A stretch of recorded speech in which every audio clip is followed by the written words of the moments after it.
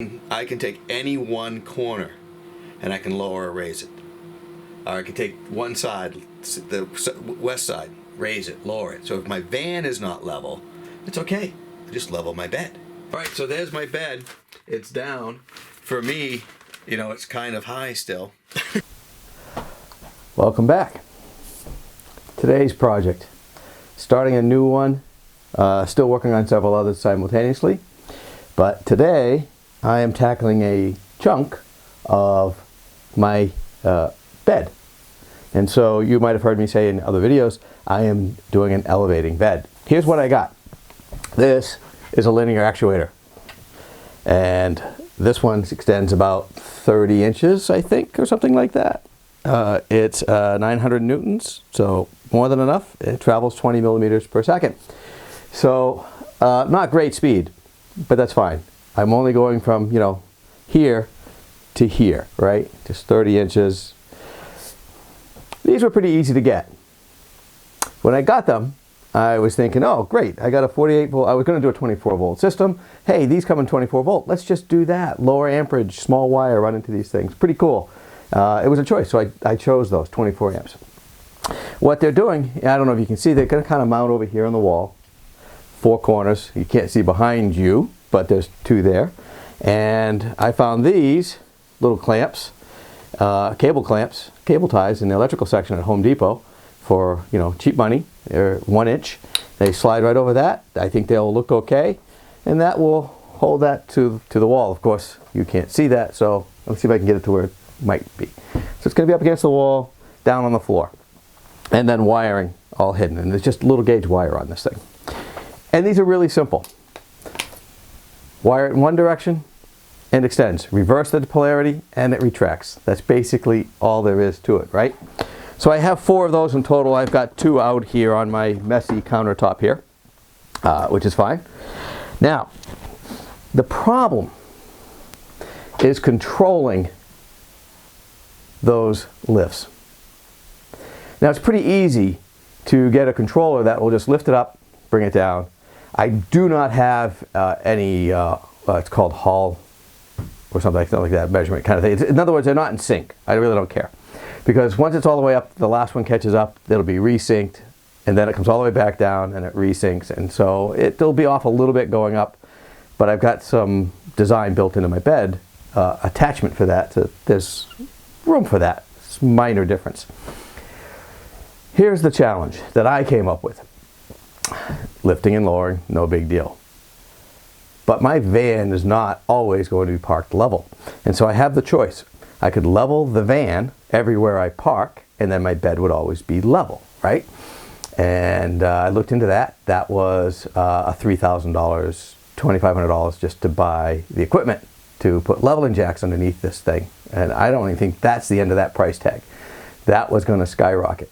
Someday I might do it. It would be a luxury item, though, to have my van level at all times, which would be great when you're boondocking and things like that, to be able to level that without having to, you know, get out chalks and blocks and all that stuff. So, I don't want to sleep downhill with my head uphill, downhill, whatever, left to right, always constantly fighting gravity. So, it makes sense to level the bed inside the truck that's not level, right? So how do you do that? Well, you have 4 posts. You still need to primarily get it into place, all 4 at one time. And then you've got to move, maybe 2. Maybe you got to move the set on the north end. Maybe your front end's low and you just need to raise that a little bit. And then you get really close and you might have to raise the east side or the west side just a little bit or lower it, right? And so you can get the bed level manually, you know, just pressing buttons hopefully, right? Well, that's actually fairly complex. And you still need to potentially move just one actuator, one corner to get the whole thing level. Might have been easier just to move one actuator, half an inch or an inch, and you'd be level. So I started off with buying these little control boxes that would let me do a lot of the things I kind of wanted to do. They had relays in them and they would let me reverse direction and things like that. But they were fairly limited in their capabilities in a lot of ways. And it was going to take a series of these things, and it just became very complicated fast. By the way, these actuators weren't inexpensive, so I'm already into it quite a bit. And then when you see my bed, you'll See how crazy I really got there. So I found something though, and it took me months to find this. And there's probably some van builders out there that knew about this and have put it out there for people. I'm not going to be a van builder, and so I found it. I'm going to share it with you. It's probably something that they're using. This little device from Gamma Electronics. This does everything. It even comes with a remote. And if you look at the remote carefully on their website, you'll see that there's an all up, all down, and then 1, 2, 3, 4. Now, I cannot program one button to move the north pair or the east pair, right, together. I have to press both buttons simultaneously to make that happen, to move the pair. That's not really a big deal. That was my only sacrifice that I had to come up with. This was not cheap. This has some great features though, and it does everything I wanted it to do. It controls exactly 4 motors. 4 motors on this side. Input, which by the way is 12 volt. You've got the ability on this side with these to actually wire up hardwire switches so that you could control them manually if your remote died.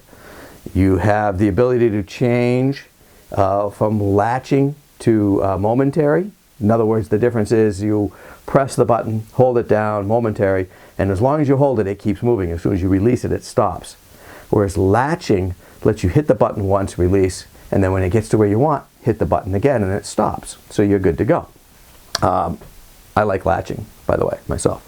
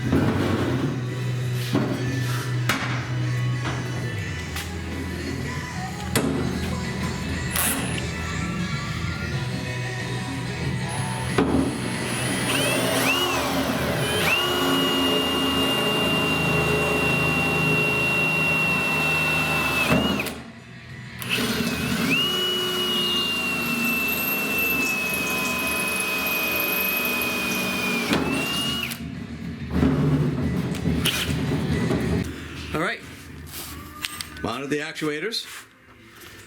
So I got those in. At the front, all fitted. We're building the rear. So got all 4 actuators in. Front head rail built. Rear rail is just about finished. We're gonna put that in. Put the bed on, bolt it up. Just ready to roll. Just need a mattress.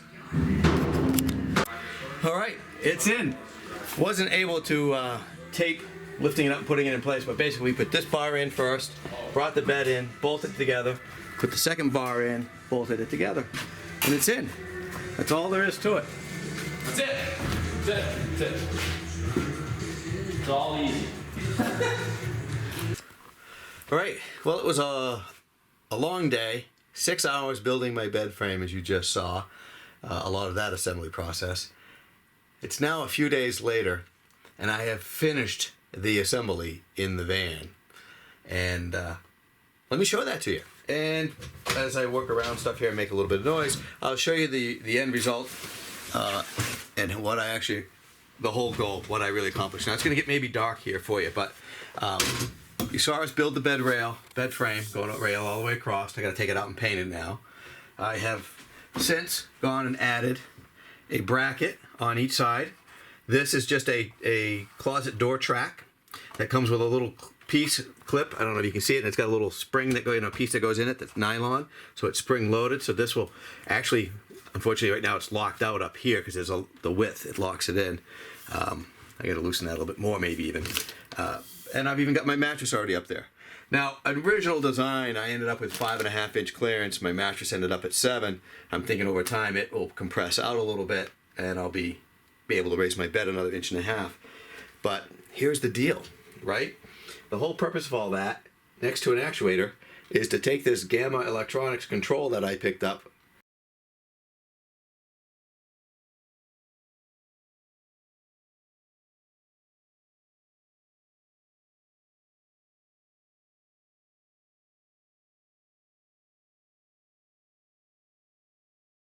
All right, so there's my bed. It's down. For me, it's kind of high still. So, yes, I can jump up into it. I don't really prefer to or need to. I have a stool here with me. So, I'm in. Oh, it's pretty good. I can actually raise my bed while I'm in it. The reason for that is I have a bed underneath, and so if somebody wants to sleep there, I can fit 2 people on my couch that you haven't seen yet. I can raise this up where I'm much closer to the ceiling, and then they have some room to work as well. Oh, and why did I do all this? This is sitting in the bed, looking out my skylight. So that's the whole goal of this. And now you can see actually a little bit better. That's going to be my view out my rear door. Oh, hold on though. If I want to look out the rear window, this right now isn't so comfortable. So we'll just lift the bed.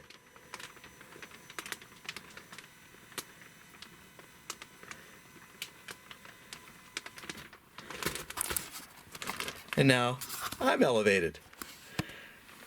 This is pretty comfortable. Oh yeah, and the feet go up too, so.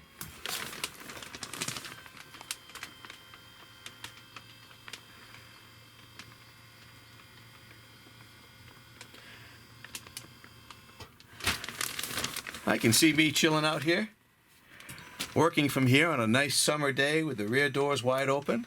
A beautiful view of the ocean perhaps, or something, or the mountains. And me just chilling here, working from here if I want to. I can do that. So I'm pretty happy. My mattress is a futon mattress, by the way, if anybody's interested. I just got it, so it's still in plastic.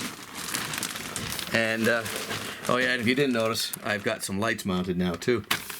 And if you haven't seen it in my other videos, I've pretty much finished this cabinet. I just got some door handles to mount, which I'm going to do next. And then I'm moving on to plumbing, so I can finish off my kitchen, get that in place, and get my kitchen cabinets built. And there you go. So there's my bed update for you folks.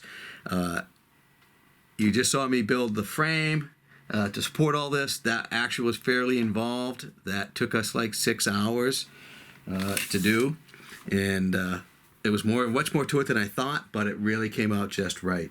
So pretty happy with that. All right, cheers. Hit subscribe if you thought this was useful. I have really more cool stuff coming as I put more electronics into my van and other cool things. I'm getting to it. Cheers.